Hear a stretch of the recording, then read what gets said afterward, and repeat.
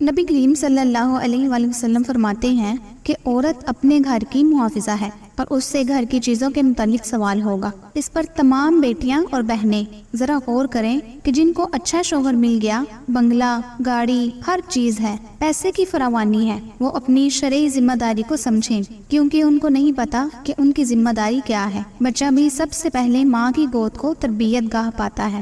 ماں جتنی پاکیزہ سوچ کی حامل ہوگی، پازیٹیو تھنکنگ کی حامل ہوگی، اس کی ایکٹیویٹیز جتنی صاف ستھری ہوں گی، بچے وہی کچھ سیکھیں گے۔ اور اگر ایک ایسی عورت جو دینی احکام کو نہیں سمجھتی، وہ اپنی علمی جاہلیت کی بنا پر غلطیاں کر رہی ہوتی ہے، خطائیں کر رہی ہوتی ہے اور خلاف شرع کام کر رہی ہے، یا بد اخلاقیوں کی وجہ سے شوہر کی زندگی عذاب بنائے ہوئے ہے اور پورے گھر کی بھی، اور بچے بھی اس کو سیکھ رہے ہیں، تو یہ گناہ جاریہ ہے عورت کے لیے۔ لہٰذا عورت کی ذمہ داری کیا ہے؟ پہلے شوہر کے اعتبار سے میں عرض کر دیتی ہوں کہ شوہر کے مال کی حفاظت کرے۔ شوہر کا مال اس کی اجازت کے بغیر عورت کہیں نہیں دے سکتی، اپنی پاکٹ منی میں خود مختار ہے، لیکن اگر شوہر کا مال ہے تو نہیں دے سکتی۔ کچھ چیزیں ایسی ہوتی ہیں کہ بیوی کو پتہ بھی ہے کہ وہ چیز دینے سے شوہر ناراض ہوگا، تب تو دینا ہی نہیں، کسی صورت بھی نہیں، اور اگر دے دے تو گناہ ہوگا، چاہے مسجد میں ہی کیوں نہ ہو، شوہر سے پوچھ کر دینا ہوگا۔ اگر مسجد میں بنا پوچھے دے گی تو آدھا ثواب ہوگا، لہٰذا پورا ثواب حاصل کرنے کے لیے شوہر کو بتانا ہوگا اور اس کی اجازت لینا ہوگی۔ اور اگر عورت کو اس بات کا یقین ہو کہ اس کا مال کسی کو دینے سے شوہر ناراض نہیں ہوگا، تب بھی شوہر سے پوچھ کر ہر قدم اٹھائے۔ بعض خواتین گھر سے پیسے بچا کر اپنے میکے والوں کو دیتی رہتی ہیں۔ اپنے ماں باپ اور بہن بھائیوں کو دینا، ان کی مدد کرنا کوئی بری بات نہیں ہے، لیکن چوری کے انداز سے ان کی مدد کرنا اور شریعت کے خلاف جانا تو پھر سمجھ لیں کہ شوہر کے مال میں امانت کی بجائے خیانت ہے، اور اس پر بھی بہنوں کی گرفت ہوگی۔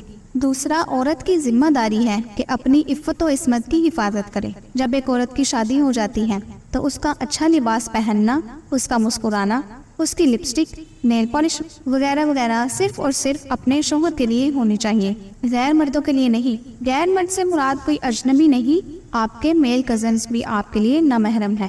ان کے سامنے اگر بن سنور کر جائیں گی یا شادی بیاہ میں بن سنور کر جائیں گی تو میل کزنز آپ کی تعریف کریں گی کہ آج تو بہت اچھی لگ رہی ہو، آپ کا ہیئر سٹائل بہت اچھا لگ رہا ہے، تو عورت اتنے سے ہی خوش ہو جاتی ہے، اس کی باتیں کھل جاتی ہیں اور نیکسٹ ٹائم اور بننے سنورنے کی کوشش کرتی ہیں تاکہ ان کو تعریف ملے۔ یہ بات انڈرسٹوڈ ہے کہ عورت تعریف کی بھوکی ہوتی ہے۔ اس میں شوہر کی بے ذوقی کا بھی بڑا عمل دخل ہوتا ہے، یعنی اگر بن سنور کا شوہر کے سامنے آئے تو شوہر اگنور کرے اور اس کی تعریف نہ کرے، لیکن جب شادی پر گئی تو کزن نے تعریف کی، عورت اس کی طرف مائل ہو جاتی ہے۔ گھر پہ کھانا بنائے تو بھی شوہر تعریف نہ کرے، مہمان انگلیاں چاٹتے رہ جائیں اور کہیں کہ بھابی آپ نے کیا خوب کھانا بنایا ہے، اور بھابی چوری ہو رہی ہے، خوش ہو رہی ہے، پھر عورت نیکسٹ ٹائم ان مہمانوں کے لیے اور غیر مردوں کے لیے اور اچھا کھانا بنائے کہ میری تعریف کی جائے، تو اس صورت میں شوہر کا بھی عمل دخل ہوتا ہے۔ اگر عورت شادی بیاہ پر جاتی ہے اور شوہر کے علاوہ کوئی اور میل کزن اس کی تعریف کرتا ہے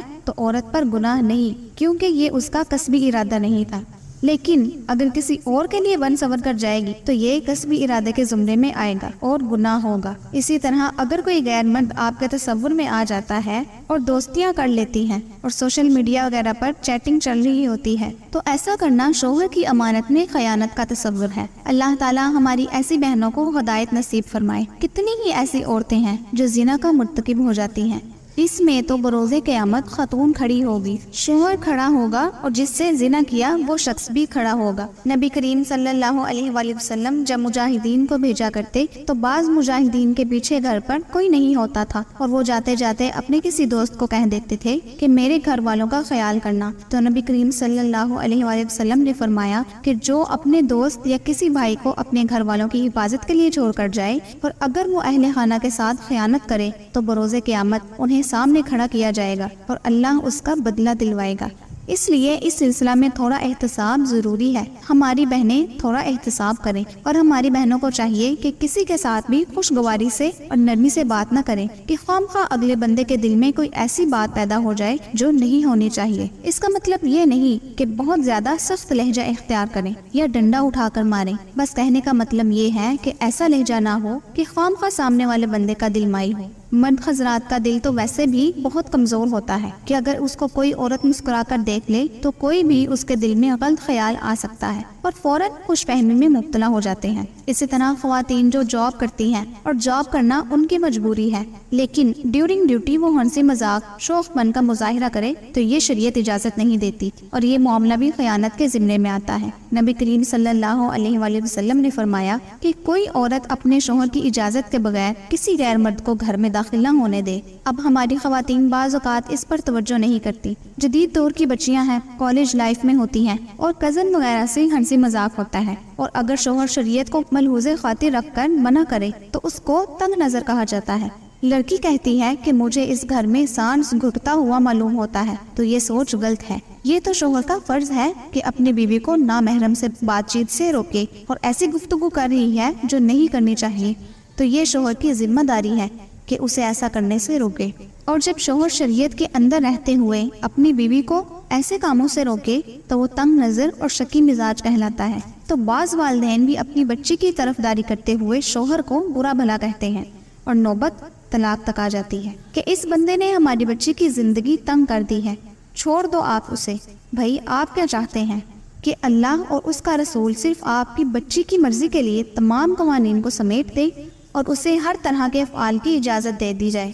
مذہب آپ کی زندگی کو تنگ نہیں کرنا چاہتا، بلکہ مذہب آپ کو خرابی سے بچانا چاہتا ہے۔ میرا والدین سے سوال ہے کہ اگر آپ کی بہو میکے جائے یا کہیں اور وہ ہنس ہنس کے باتیں کرے تو کیا کریں گے آپ اپنے بیٹے کو بلائیں گے اور دکھائیں گے کہ دیکھو آپ کی بیگم کیا کر رہی ہے؟ تمہیں کنٹرول نہیں ہے اپنی بیوی کے اوپر؟ کیا ہوا تمہاری غیرت کو؟ تمہیں تو شرم سے ڈوب مرنا چاہیے۔ یعنی بہو کے معاملے میں ایسے لیکچر اور بیٹی کے معاملے میں بیٹی کے شوہر کو شکی کہا جائے تو تھوڑا سا سوچئے کہ آپ ایسی سوچ رکھ کر کس طرف جا رہے ہیں۔